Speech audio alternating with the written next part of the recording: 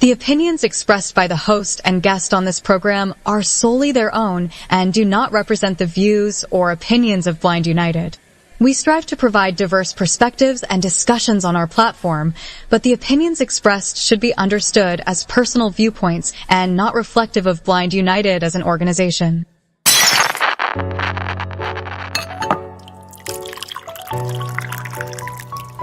It's time. It's time for coffee time. Coffee time. Coffee time. Coffee time. Coffee time. Coffee time. Coffee time. And here is your coffee time crew.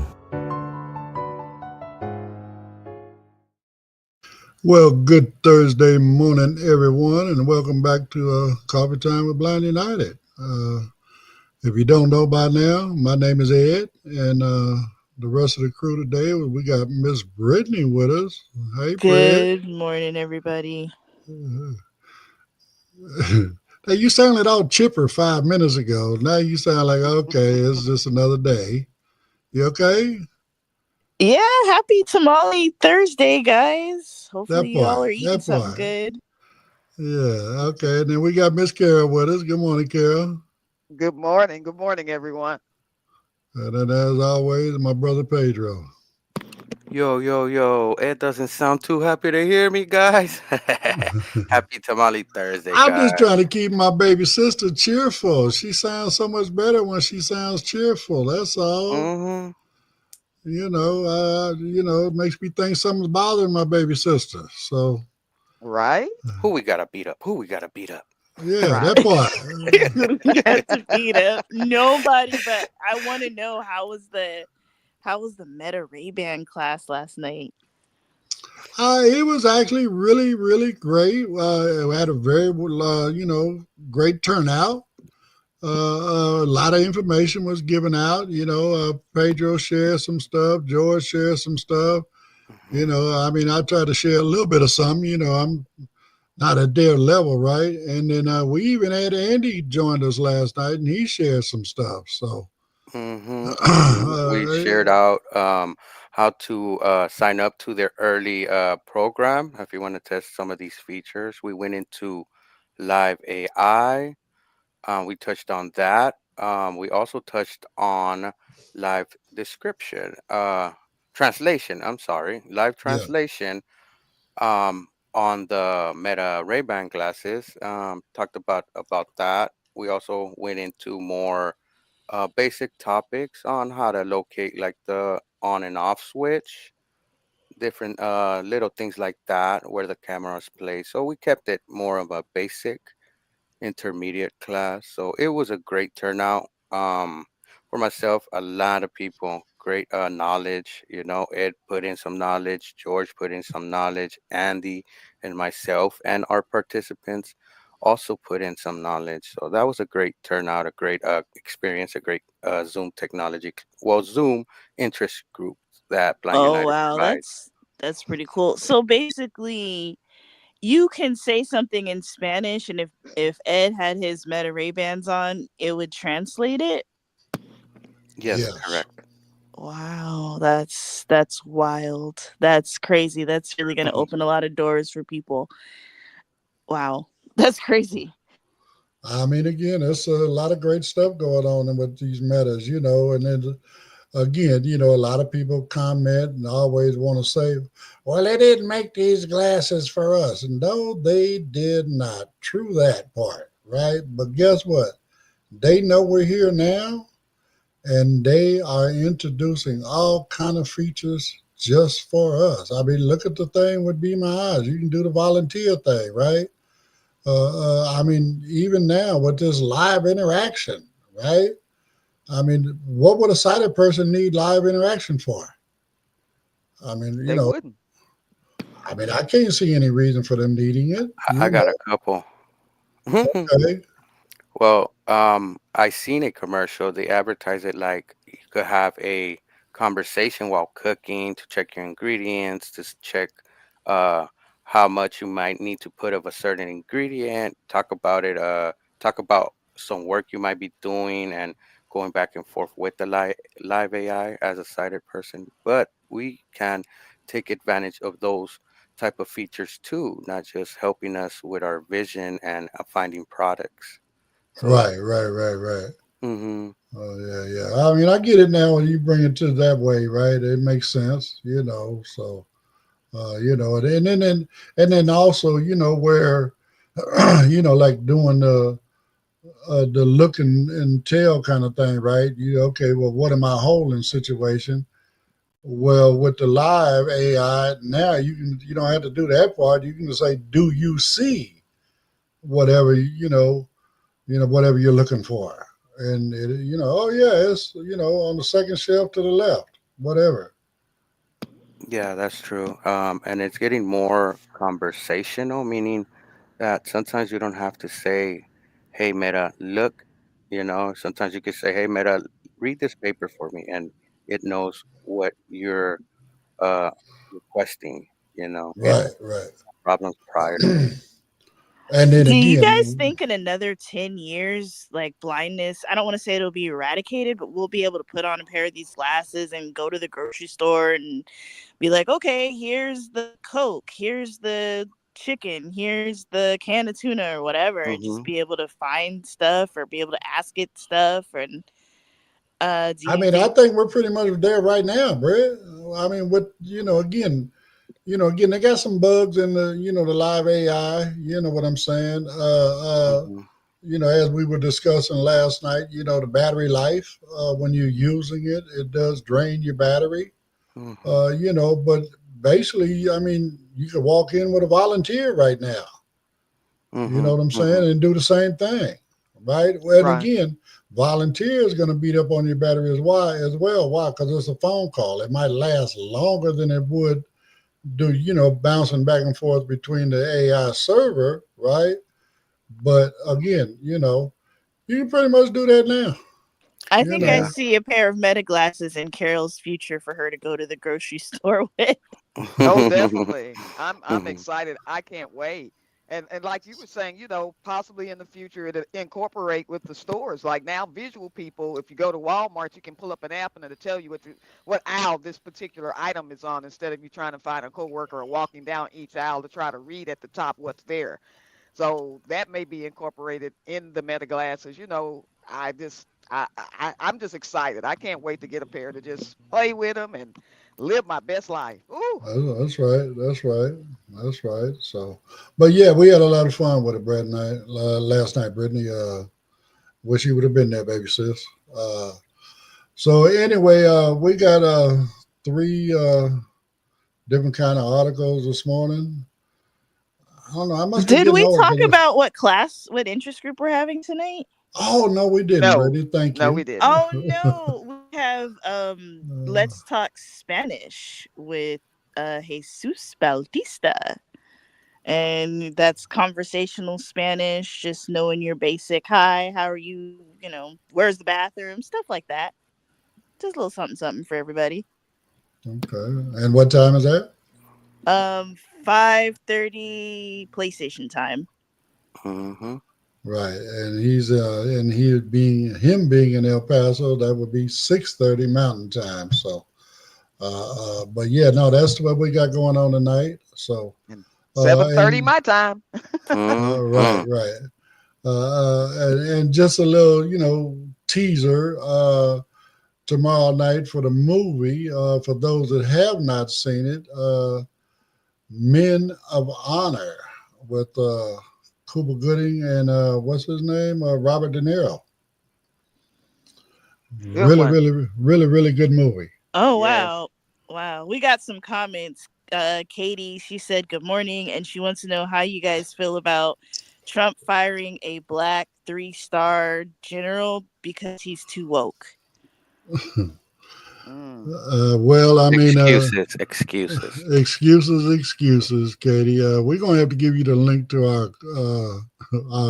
a different podcast that we do.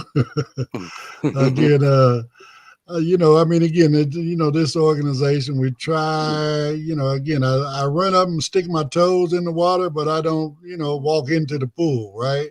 Hmm. So we try to stay away from some of those topics, you know. So I mean, in the words of YG, FDT, but Nicely put, Brittany. Nicely put. so anyway, man, I'm trying to remember the articles again, Pedro. That's what I was saying. I must be getting Leadership old. development is the. Oh yeah. This is crazy. So anyway, before we get it, you know, I'll just let Pedro play this, and then I got a lot to say about this one. Hey, Coffee Time crew. Leadership development is evolving in surprising ways, and the latest trend among Silicon Valley executives is ketamine-assisted leadership coaching retreats, also known as psychedelic slumber parties. These exclusive retreats combine ketamine therapy with high-performance coaching, aiming to enhance creativity, problem-solving, and emotional resilience. But is this a breakthrough in leadership training or just another Silicon Valley luxury experiment? Let's dive in. 1. What are these psychedelic leadership retreats? These 3-day programs are designed for CEOs, startup founders, and high-level executives looking to push past mental barriers. Participants undergo 2 supervised ketamine sessions, followed by intensive coaching sessions to integrate their experiences into their leadership approach. The price?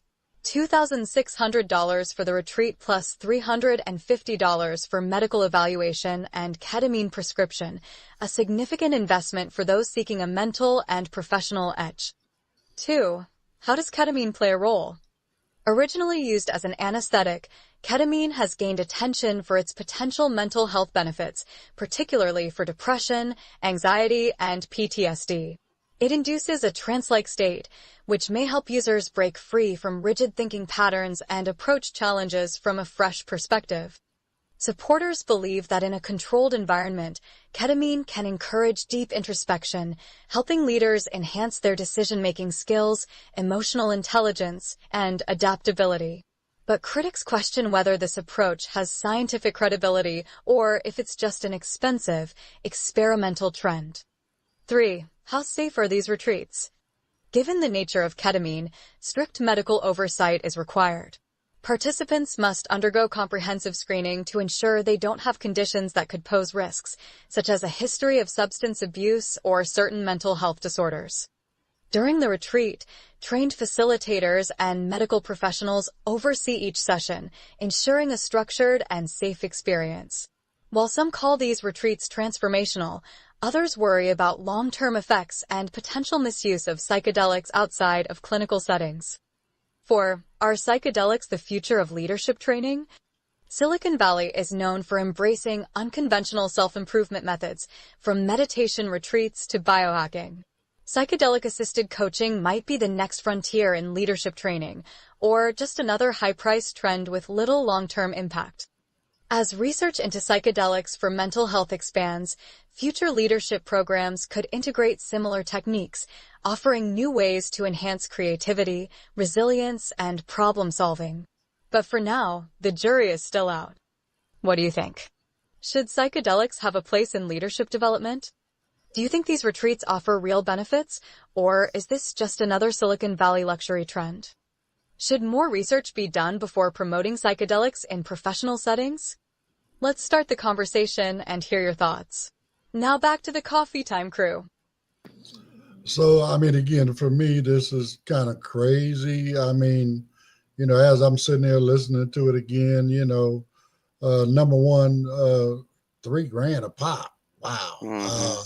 Number two, how did they actually get a permit to even be able to do this, right? Mm-hmm. You know, I guess they're calling it some sort of a therapy or something like that, right? Mm-hmm. Mm-hmm. But then it makes me think about this. Okay, Silicon Valley, Northern California. Do you know what's in Berkeley, California, Pedro? The college, or let me know. Let me know what's in Berkeley. Well, I mean, I think you're on the right track. I was gonna say potheads. I don't know. But well, it's cannabis. It's Cannabis U is what they call it. Cannabis University. Okay. Okay, so it's everything about cannabis, right? Mm-hmm. But you know, well, my old butt, I think back to the hippies and flower power and and Mm-hmm. doing all these hallucinogenics and all that kind of stuff. Mm-hmm. I mean, up in Berkeley, in the little area they call Haight Ashbury, that's where a lot of them settle at, right? And I believe a lot of this is coming from those, Mm-hmm. the remnants of those people, on the flip side, I mean, Indians, they kind of do some of the kind of the same thing in what they call a smoke lodge, where Mm-hmm. they do mushrooms or something like that before they go in. They sweat and they start hallucinating on these mushrooms and stuff. But Yeah, they have different ones like ayahuasca and stuff like that, but yeah, there is some states that have made psychedelics legal for therapeutic reasons. I know they're using some to cure people from heart addictions like heroin and methamphetamines. Also, you know, we had a live viewing on television. Elon Musk couldn't even put sentences together.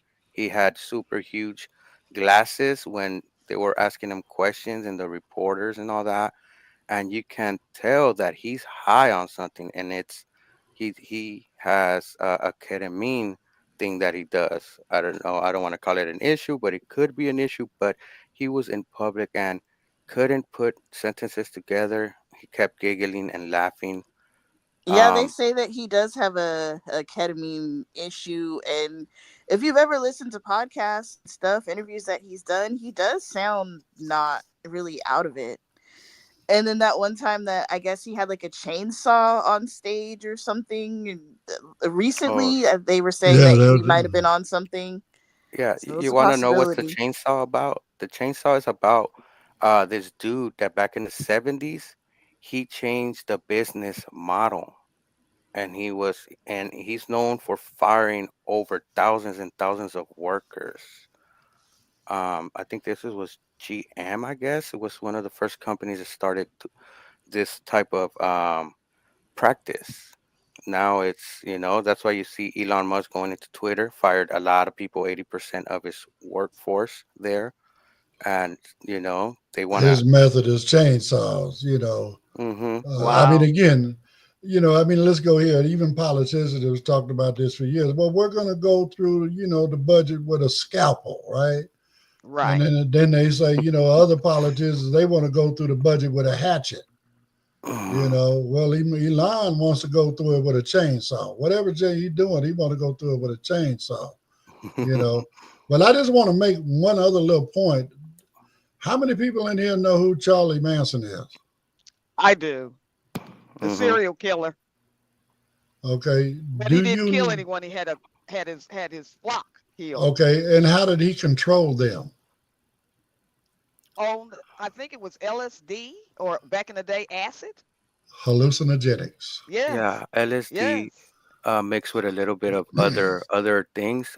There's a great book about it, and he actually was able to brainwash his followers within 3 to 5 years. Usually, the statistic says it takes up to 9 to 10 years to accomplish this task. And I believe he had a little bit of help, a little push towards how to do this. It's in a great book called Chaos. You could look it up. It's a long book, but it gets deep into Charles Manson and the connection to CIA and doctors. Wow. Well, I can Uh, say from self experience, back in the 70s, it looked like a little stamp, but you put it on your tongue and let it dissolve. And oh my God, it took me on a Don't be teaching trip. people, Carol. No, I mean, it took me on a trip out of this world to where I would never want to do it again, because to Hmm. me, it reminds me of the drug now that they're using that they call whack or Oh wow. God, what is it? Where they're dipping cigarettes in embalming fluid, and it gives you that same well, type that of was Sherm. feeling. Yeah, Yeah, germ, yeah, That's wax, or PCP. PCP. That's correct. yeah, Yeah, yeah. yeah, And yeah, then they got other things like DMT. DMT is a chemical that our brain produces in small quantities. But there's therapeutic therapies out of the country. People swear by it that they have dropped their addiction to like hard drugs. Um, yeah.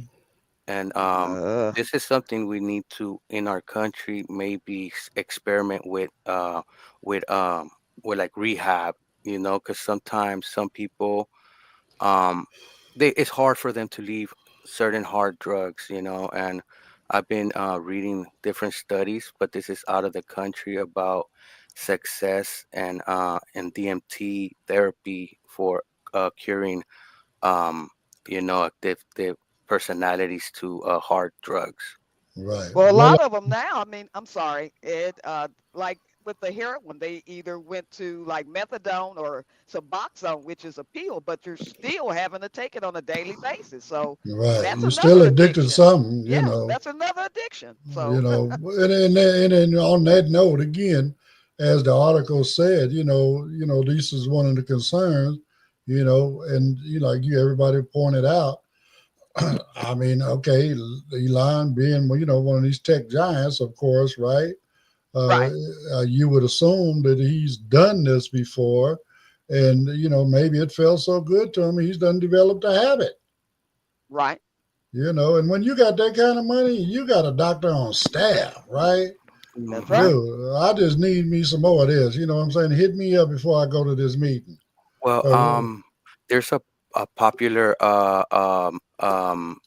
art actor that passed away from Friends, from the show Friends. If y'all know Chandler, he Yes, passed from a ketamine overdose, and he had a doctor known as over here in Los Angeles the oh my God, I can't even say the word of the drug, but ketamine. yeah, ketamine doctor. That was what she was known for. This doctor used to sell to high profile clients and others, and she actually got charged with a couple of murders for that because there Yes, were she a did. couple people that passed away from for them just being money hungry, and they were up selling this drug up to $10,000. No, ketamine is very expensive, but they say that it helps with depression and anxiety, and a lot of rich people that are around me, Pedro's age, are trying it. Younger, whatever. But I Hmm. don't know. well, I mean, again, and looking George up wants to to me, know. okay, go ahead, Go ahead, Brett. Oh no, I was just saying that George wants to know: is Silicon Valley, is that where they make the silicone breasts at? I believe so, George. I It was a believe show so. on TV named that as well. Lord have mercy. No, this is where Mm-hmm. they started making silicone microchips. Mm-hmm. Silicon. One of the most expensive Uh, cities to live at. right. But what was I getting ready to say? Damn, I lost my train of It's thought about on it that now. time, though. I'm pretty Well, sure they okay. have a lot of silicone breasts there. The millionaires probably like those. Oh, I I was didn't thought of going that. That was a good one, Brittany. That was a good one right yeah, there. really good. But I was just going to throw in there, having these private doctors that are pretty much willing to do whatever you ask them to do. That's what killed Michael Jackson. Yes, it Again, did. so again, be careful. If you got that kind of money, just be careful, please. So anyway, let's move on and do something else. If you'd like to know more about Blind United, you can visit our website at blindunited.org. You can email us at info@blindunited.org. You can call us at 909-846-8825. You can follow us on Instagram at Blind United Interest Groups. You can follow us on X at Blind United 22. You can watch our YouTube channel, Blind United. You could join our Facebook group, Blind United Interest Groups, or you can follow our Facebook page, Blind United. Hustling jingles, $10 a shot. Birthday beats and holiday knocks. got you covered for the ones you love. Personalized joy like a custom glove. Get your jingle hot and fresh. Info at blindunited.org. $10 only, no more, no less. We make memories you can't afford. Got a catchy tune for your babe. Poppin' beats like dreams we crave. For Mama's Day or Papa's cheer, let's make smiles from ear to ear. Get your jingle hot and fresh. Info at blindunited.org. $10 only, no more, no less. We make memories you can't afford.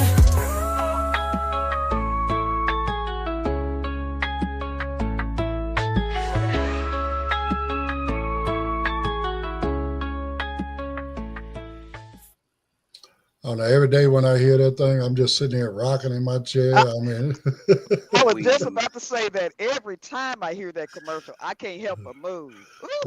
Yeah, I mean, folks, we make memories that you can afford for graduation. It could be your boyfriend, girlfriend, wife. You might be proposing. You might just have a student that is going to be graduating or going out of home, and you want to show them some love with a jingle. That's info And at you say, blindunited.org. no, you got to sing it. Info at blindunited.org.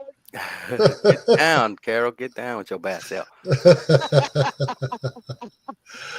all right. So since again, I'm not looking. Brittany's here, so I'm kicking back. I'm leaning back in my chair today. I'm resting. What do we got? What's our next article, Pedro? Extreme heat, guys. Extreme heat. Oh, this one here is crazy. Well, Mm-hmm. I'm saying they all crazy. Well, let me give credit where credit's due. All three of today's articles are, because of Pedro.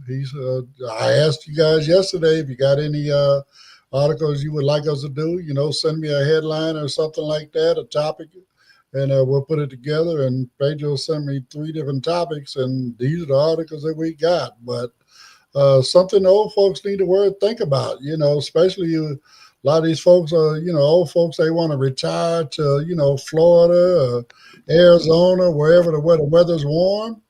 Check this out. Hey, Coffee Time crew. As global temperatures rise, new research is shedding light on the hidden dangers of extreme heat, and it's not just about heat exhaustion or dehydration. Scientists now say that prolonged exposure to high temperatures may actually speed up biological aging, particularly in older adults. Could climate change be silently affecting how fast we age? Let's take a closer look. 1. The connection between heat and aging.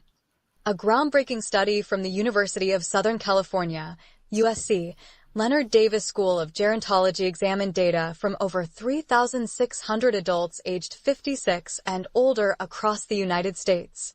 The results? People living in hotter climates, especially areas with frequent extreme heat, showed signs of accelerated biological aging. Take Phoenix, Arizona, for example, a city where extreme heat lasts for nearly half the year. Researchers found that older adults in places like Phoenix experienced up to 14 months of additional biological aging over just 6 years. And this effect remained even after factoring in things like income, lifestyle, and overall health. 2. What is biological aging, and why does it matter? Your biological age isn't just the number of candles on your birthday cake.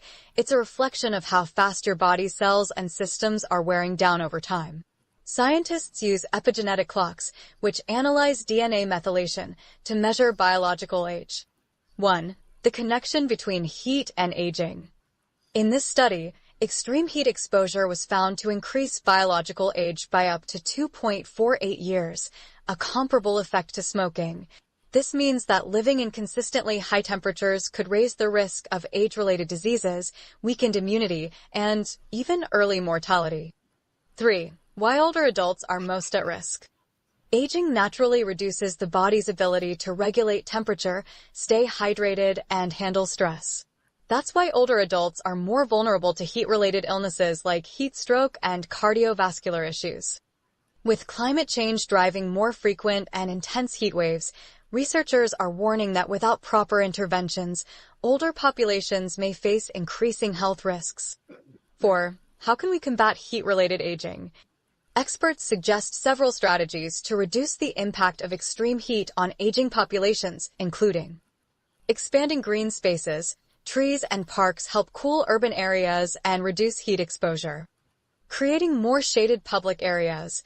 Bus stops, sidewalks, and common spaces need more shade to protect people from direct sun exposure. Improving heat adaptation in cities. Installing cooling centers, better ventilation, and heat-reflective building materials can help mitigate heat effects. Community outreach for seniors, making sure older adults have access to cooling centers, hydration programs, and early heat warnings. The bigger picture, a call for action. This study is another reminder that climate change is affecting more than just the environment. It's impacting human health in ways we're just beginning to understand. As heat waves become more frequent and severe, how we adapt could make a big difference, especially for older populations. What do you think? Have you noticed the effects of extreme heat on yourself or your loved ones? What heat-related solutions do you think cities should prioritize? Especially for older populations. Could climate change be silently affecting aging in ways we haven't fully explored? Let's start the conversation and hear your thoughts. Now back to the coffee time crew. Well, I want to know where I can move and take that biological clock the other direction. Right? Okay. I mean, I'm sitting there thinking, okay, I'm 67 now. Am I actually biologically, 77, 87? Or, I'd like to say I'm 57, at least 10 years younger. I don't know. But, I mean, again, I get it. It makes sense to me, and that's why I, brought up the little thing just before we started the article, as we get older, like you say, our bodies can't necessarily regulate heat the way or regulate, temperature, right? The way we used to when we were younger, because I mean, think about it, when you was younger, man, you could run around outside with just a t-shirt on and you didn't even get cold, in the wintertime. But again, and that's why we have these areas like Phoenix and down in Florida, different areas like that where you got a lot of people that retire to those areas. Why? Because it's warmer temperature. But at the same time, those same areas have extreme heat.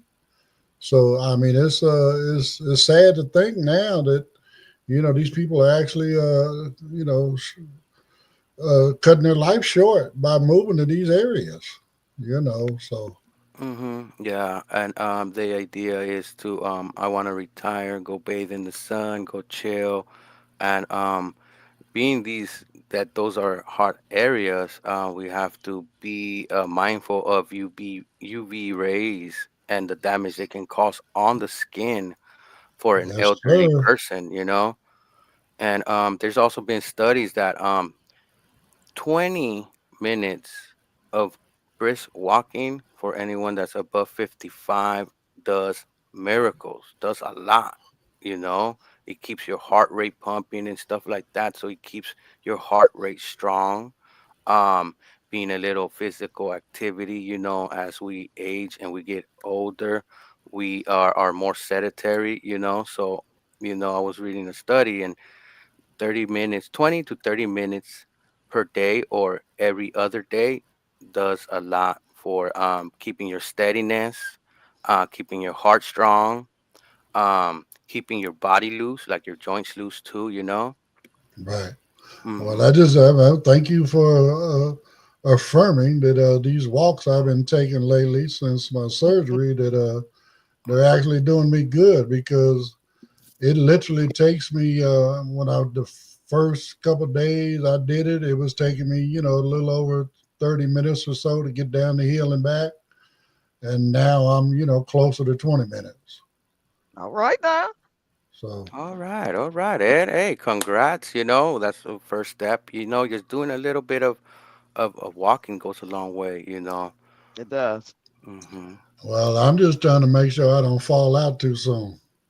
Well, I mean, again, it's just I realized how weak I was since surgery, and just sitting here and dealing with that the side effects of recovery, right?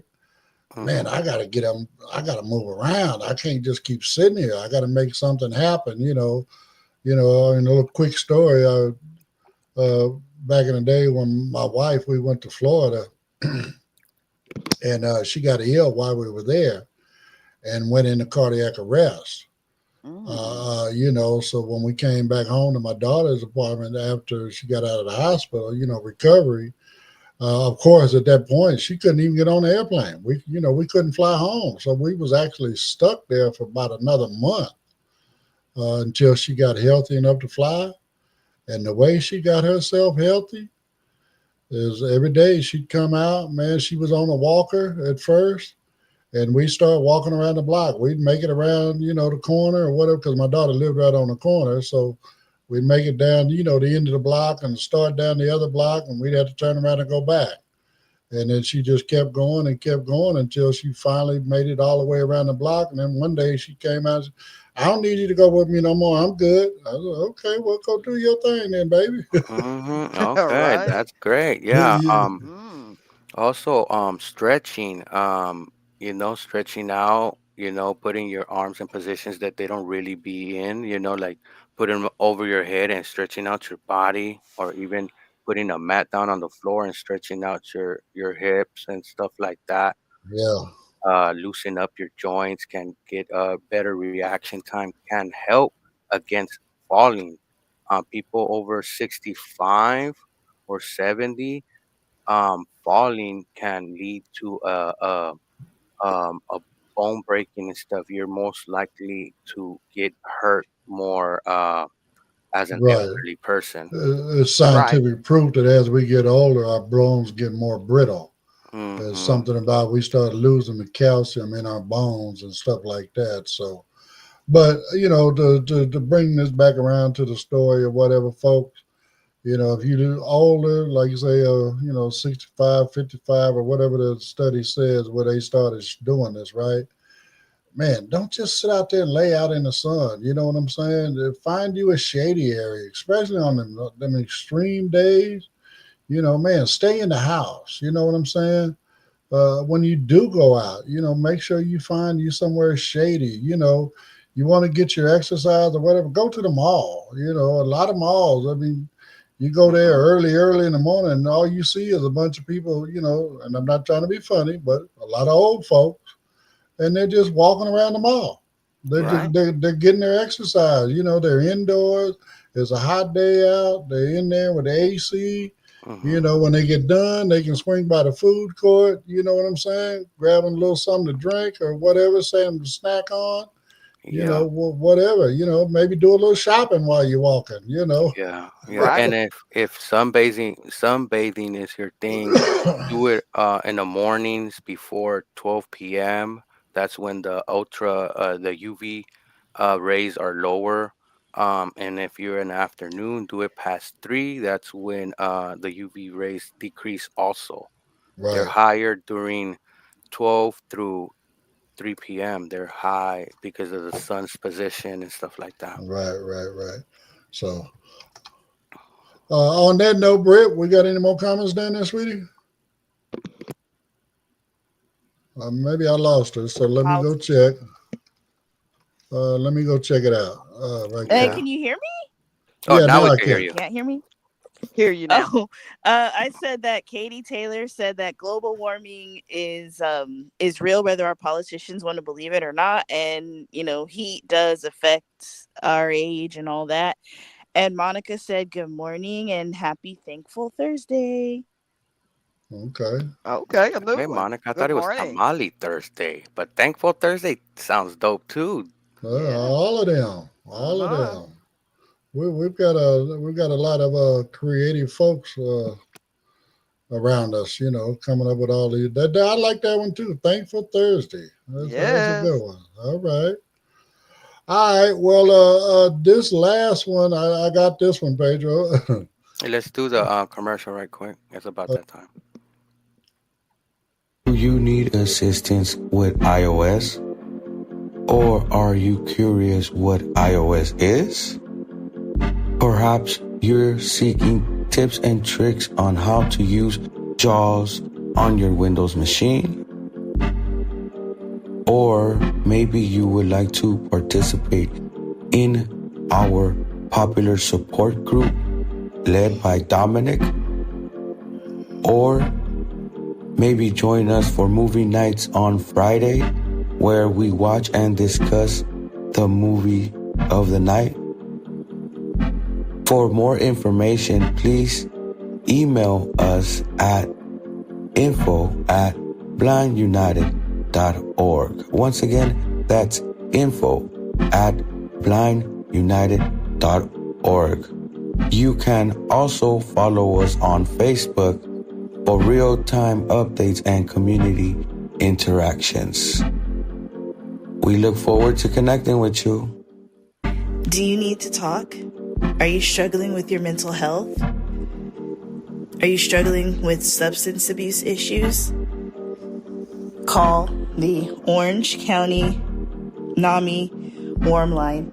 That number is 877-910-9276.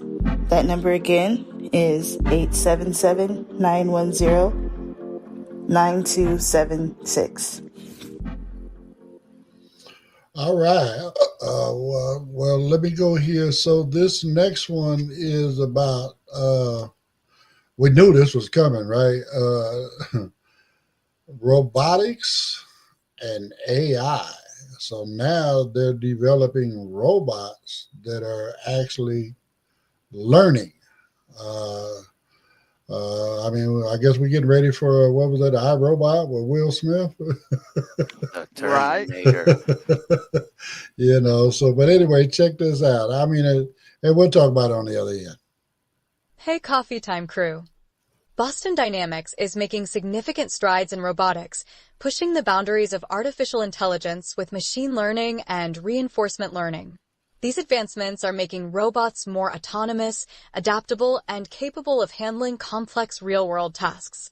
The future of robotics is evolving rapidly, and Boston Dynamics is at the forefront of this transformation. 1. Teaching to learn, not just follow commands. Traditionally, robots have relied on pre-programmed instructions to perform tasks. However, Boston Dynamics is implementing reinforcement learning, a method that allows robots to improve through trial and error in virtual environments before applying their skills in the real world. Take Spot, for example, the four-legged robot known for its ability to navigate rough terrain. Through reinforcement learning, Spot has significantly improved its movement efficiency and even tripled its running speed. This development highlights the potential for robots to continuously enhance their skills, much like humans do. 2. Simulation-based training, practice before performance. Boston Dynamics is utilizing high-fidelity simulation environments to train robots before they interact with the physical world. This approach accelerates learning, minimizes hardware risks, and ensures that robots can handle unpredictable conditions effectively. This method is particularly beneficial for industries such as manufacturing, logistics, and search and rescue operations, where robots need to react swiftly and adapt to dynamic environments. 3. The Electric Atlas Robot, a future workforce? The latest breakthrough comes from Atlas, Boston Dynamics' advanced humanoid robot. In February 2025, the company announced a partnership with the Robotics and AI Institute to develop a shared reinforcement learning training pipeline for Atlas. This initiative aims to enhance Atlas's ability to learn and adapt to new and complex challenges, making it more capable of performing tasks autonomously. The focus is on improving mobile manipulation behaviors, allowing Atlas to pick up, move, and interact with objects without human intervention. 4. What this means for the future of robotics. With robots like Spot and Atlas learning on their own, the future of robotics is moving toward greater autonomy and real-world applicability. AI-powered machines could soon work alongside humans in various industries, including warehouses and logistics, where intelligent robots can manage inventory and deliveries. Manufacturing, where autonomous robots can assist in assembling and inspecting products. Search and rescue missions, where robots can navigate hazardous environments to support first responders. Boston Dynamics innovations are redefining how society interacts with automation and artificial intelligence. What do you think? Would you be comfortable working alongside a learning robot? Do you believe AI-powered robots will replace human jobs, or will they create new opportunities? Where do you see robots making the biggest impact in everyday life? Join the conversation and share your thoughts. Now back to the coffee time crew. Well, I mean, I don't see corporate America allowing us to work alongside with robots. If they got a robot that can do what we do, then they don't need us. So now, on the flip side of that, man, I'd love to have a robot to do my work around the house or whatever, help me do the maintenance, cut the grass, all that other kind of stuff, right? They, Right. they do, but right now they are expensive. They're around 30 to 40, 50 grand, depending. But there is speculating that the price will be coming down little by little. It's like the 3D printers. They used to cost thousands and thousands of dollars. Right, Now they right, right, cost hundreds of dollars. right. Mm-hmm. But I guess the main area where I can see where, these atlas would be useful, Mm-hmm. again, is with search and rescue, man, going into them, hazardous areas and stuff, it's just too dangerous for a person to go into, but you could send, a robot in there Mm-hmm. and hopefully be able to, save some lives that way, so. That's Yeah, true. I yeah, mean, because they already mhm. kind of use something similar to that with the police department, with the bomb squads, when they're going in and But those are search. not necessarily these kind of robots, Carol. Oh, Those are okay. more, it's more of a Like a bottom remote line, you got an control. operator. It's Mhm. a drone kind Right. of thing. Yeah, Okay. yeah. Also, they have found people with drones, and with drones, you need an operator. But with these up AI robots for search and rescue, you can uh deploy a whole fleet of them to cover a large area looking for a Right. hiker, Gotcha. and Yeah, you they don't need. operate autonomously. Yes, yes, Okay. and that could be a game changer for different terrains and stuff like that. You Kind of know. takes me back to the old cartoon, The Jetsons, and I think their maid, Roxy or Rosie, was a robot. Right, Yeah. right. Yeah. Rosie. I mean, and again, I mean, with the Jetsons, I appreciate them at least making her look like a robot. Right. They But did. in today's world, they trying to make the robots look like us.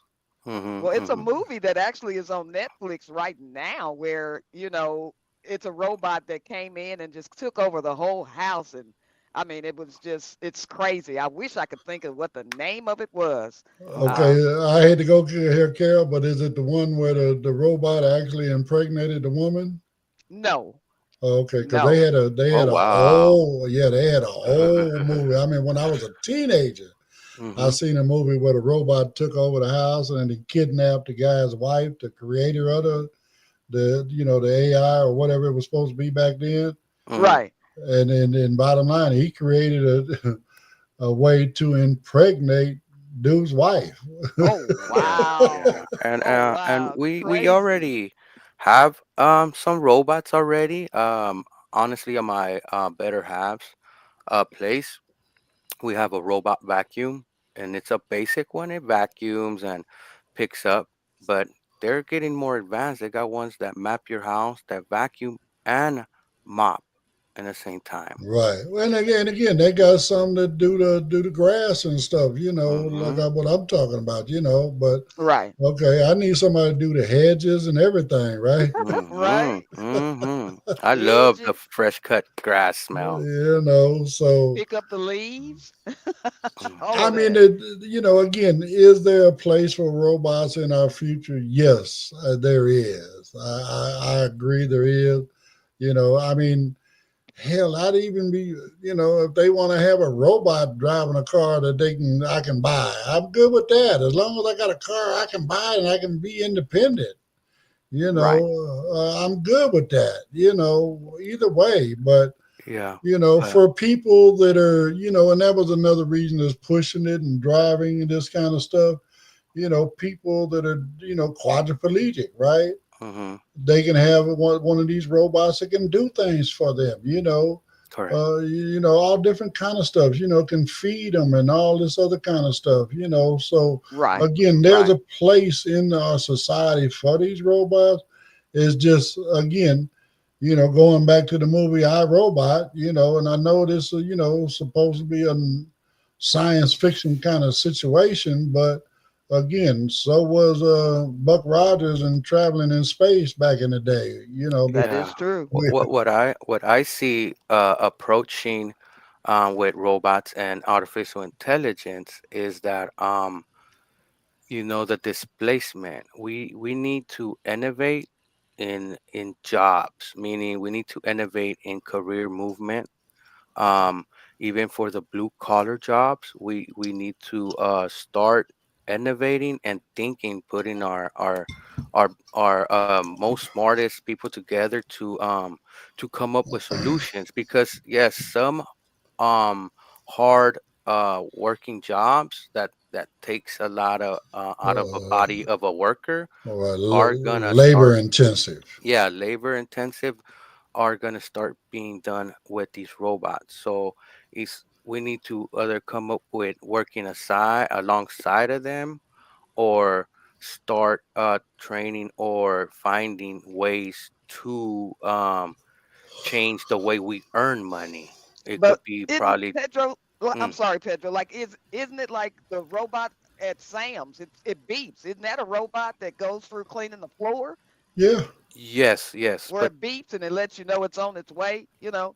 yes, and it has a little bit of problems from what I'm hearing too. Sometimes it still makes mistakes, but 5 to 10 years from now, they're gonna have it better done. We need leadership that is looking at how to innovate, maybe on different ways of earning income. Maybe a UBI, a universal income, could be an option. But we need to start thinking about this now, just like how global climate change. We needed it to start taking action since early 2000s, and we don't want to find ourselves in that threshold, and people are out of jobs. People can't afford their home or basic necessities.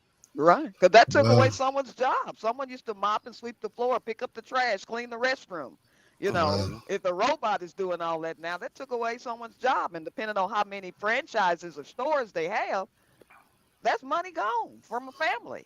Hmm. well, I mean, again, and then, without trying to jump all the way in the pool on this, I mean, our current administration don't care about our social well-being, True. So, again, hopefully, we're going to survive this and we're going to get past this, to where we might be able to get to a point, I mean, again, who knows? We might even get to a point where money is no longer necessary. I mean, it's just, uh, pay attention to different things like in, Star Hmm. Trek, right? I mean, again, I know it's science fiction, but they didn't have no money in Star Trek.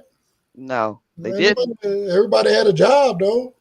Hmm. And, You and know, and and the way it works in Star Trek, everybody had a job, but they felt purpose for that right? job, so For they that job. stuck to it. Yeah, and there is some technologies I hear about, a replicator type technology that replicates to print out food. You know how they do in Star Trek. They're working on something like that in these labs. Also, this problem needs to be tackled from different directions. Even if you lose workers, thousands of workers in a certain sector or in the work industry, you're losing tax money. You're losing that tax money that the taxpayers pay. So Well, that's we true need too. to tax these robots like we will tax a human every 8 hours. A 24-hour operating robot needs to be taxed, because we cannot lose that revenue. And the way we're going right now, we're going to need extra revenue just to bring down the large amount of, um, that we're putting in the debt by giving tax cuts to the wealthy. All of that. I mean, cutting out jobs and all that kind of stuff. You don't realize, I guess it's that old saying, you can't see the forest for the trees, right? Right. So anyway, Britt, before we get out of here, sweetie, we got any more down there? No, we do not have any more comments. Oh, Aw. see, now I can accept your sad voice at that one. Okay. And just to keep it a lively mood, like Ed was talking about iRobot, having a centralized control machine, artificial intelligence, or whatever you might want to call it. Later on, it might be generative intelligence, meaning it knows how to think like a human. Um, we cannot have a centralized location like that to give full power over, let's say, the economy or over the whole country, you know. Right. Yeah, and Because let's like in our robot, that one robot in the tower controlled all the other robots. You yes, know, that's yes, why they was actually in the movie. That's why they were switching from Gen 1 to Gen 2, yeah, because Gen 1s did not obey whatever old girl's name was that where they named the main computer. yeah. They didn't Mickey. have remote control, you know. Right, Remote Hmm. access is what it was. right. So, Now we but have a comment. Tisha said that Ed, the name of the movie is Demon Seed, the one with the robot that Oh impregnates them. wow. Oh, wow. uh, Demon seed. They're giving bad names to robots. okay, well, bottom line, that was a crazy movie because that robot took over that entire house and had them people held hostage up in there, right? I think you So, know what movie to you might need to present one of these Fridays. well, Make and it the all crazy about part about it, robots. it depends on the audio description. Because remember, I was a young kid and I could see, Mm, and I'm not trying to be funny and then but just for clarification, the robot had created a penis to impregnate the woman. Wow. mm. Crazy. Yeah, Okay. yeah, wow. Yeah, you taking vibrator to the next level. Right? Mm-mm. So anyway, on that note, y'all, where we at? We got about 3 more minutes We here. got 3 more minutes, but I'm pretty sure as time goes on, there's going to be a lot of those types of robots too. But Well, hey, if people like it, I love it. there Yeah, there's a is couple of them out robots. there. There is robots for companionship for the unrated type of activities now. I don't know if y'all heard and stuff, but there's robots similar that they will talk to you and stuff like that and show you affection. Mm. I'd Oh rather yeah, have a real person. that part right there, Carol. And then they say they have AI boyfriends, AI girlfriends, and you just it's kind of like talking to Chat GPT or whatever. But yeah, you can Yeah, create their personality and you could ask them questions and talk to them. And it's like talking to a real person, I guess. yeah, Mm. yeah. There is that, and I feel putting them saying that having a boyfriend or a girlfriend artificial intelligence is more going to seclude you and put you more, if you're in the depressed realm, you're gonna get more depressed. It's not a real person, Right, you the become best Yeah. more of an way. introvert. Yeah, you're Hmm. gonna become more of an Isolation. introvert. The way to properly use this is as a friend can help you develop skills for socializing. You could plan a scenario so you could get better acquainted or get better used to activity with humans, because we're creatures of communication. We love to be around other humans. We love to talk and stuff like that. So just remember, with AI and going that route by companionship can be a negative. There's not a lot of studies on that. You know, But be careful. be careful. Be careful. And on that note, y'all, thank you for joining us on this, as Monica has now introduced us to, Thankful Thursday. I am thankful. I'm thankful for Blind United. I'm thankful for Pedro, Monica, Keisha, Katie, everybody, Carol, Brittany, all of that, right? So anyway, And we're as thankful all, for you, Ed. I just do what he got me here to do. But again, I have to put it out there now again because our numbers are showing us that, we got a lot of folk watching us on Facebook, but you guys are not running over there and hitting that follow button. It would really, really help out if you do that, right? I mean, it would also help if you guys comment, shared, and all that other kind of stuff, but at least that follow, I'd really, really appreciate it. But again, as I always say, whatever platform you're on, whether it be Facebook, YouTube, whatever, do whatever you can do on that platform. Like, share, follow, subscribe, hit the notifications, whatever. It really helps us get the word out to more and more people. So again, I really do appreciate everybody. Brittany, Carol, Pedro, I appreciate y'all. And I will talk to everybody. I'd on the next. appreciate it if you guys hit that notification bell, like, subscribe, told a friend, something. Follow us, all that good stuff on Instagram, Facebook, and YouTube, guys. Hey, I mean, even if you don't like it, hit the unlike thing. That helps out too. I mean, I'm sorry, And if you don't like what we do, hey man, you can also who do they get a hold of, Brett? You can email Ed at info@blindunited.org. I caught her off guard with that one.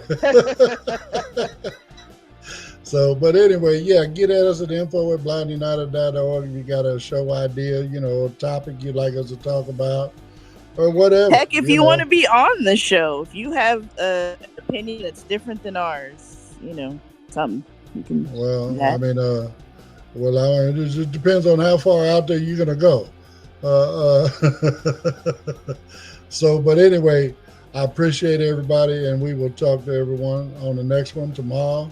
Same Blind United time, same Blind United channel. So, everybody have a great day.